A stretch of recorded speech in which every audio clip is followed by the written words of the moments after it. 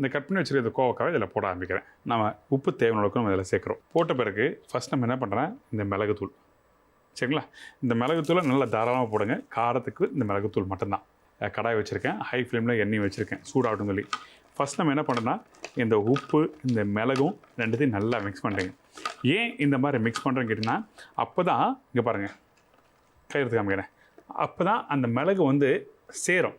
நீங்கள் கார்ன்ஃப்ளவர் போட்ட பிறகு மிளகுத்தூள் பண்ணால் கார்ன்ஃப்ளவர் மேலே வந்து மிளகுத்தூள் வரும்போது காரத்தன்மை கம்மியாகிடும்.